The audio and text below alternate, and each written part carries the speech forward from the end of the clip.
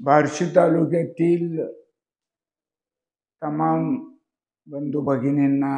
माझी विनंती आहे की गेल्या काही दिवसापासून जवळजवळ एक 2-3 आठवड्यापासून आपल्या इथं काही गावाच्या शिवारामध्ये बिबट्याचा वावर आढळून आलेला आहे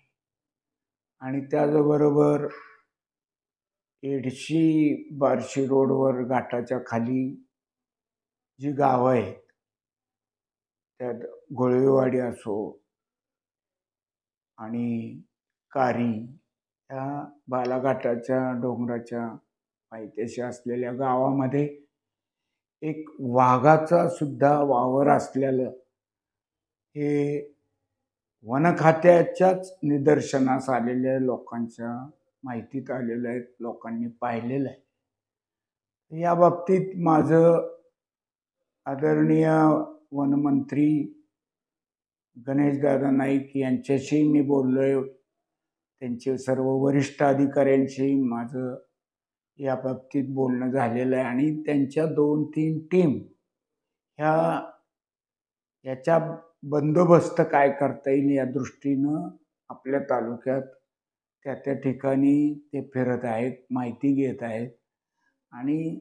काय उपाय करायचा याचंही त्यांचं या बाबतीतलं चालू आहे। म्हणजे काय करावं लागेल हे माझी या निमित्तानं ग्रामीण भागामधल्या सगळ्या बंधू भगिनींना विनंती आहे की आपण घाबरून न जाता दक्ष राहून सावध राहून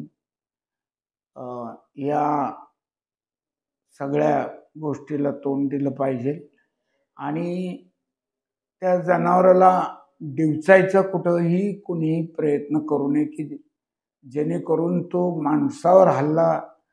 करू शकतो असा कुठलाही प्रकार आपल्याकडनं होऊ नये आणि तो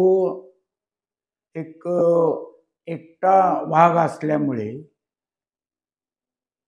तो असा लांबून 500 किलोमीटरवरनं आलेलं हे पण माहिती आलेली आहे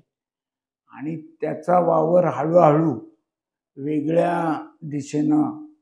आपल्या तालुक्यातून बाहेर जाण्याच्या दृष्टीनं आहे असं मला त्याचे वरिष्ठ अधिकारी कुशाग्र पाठक साहेब म्हणून आहेत, त्यांनी ही माहिती मला दिलेली आहे। त्यामुळे आपणही आपली एकट्यानं रानात जाणं किंवा आपली गुरंढोरं मोकळी सोडणं हे याचा वावर असेपर्यंत आपण त्याच्या बाबतीत दक्ष राहून ही काळजी घेतली पाहिजे। आणि दुसरी गोष्ट की आपल्या इथलं रात्रपाळीची जी विजेची वीज येते रात्री त्याही बाबतीत वरिष्ठ अधिकाऱ्यांशी बोलून किंवा दिवसा तुम्ही लाईट द्या की जेणेकरून लोकांना दिवसा हे काम शेतीतलं करता येईल। पाणी देण्याचं आताच पिकाला पाणी देण्याचा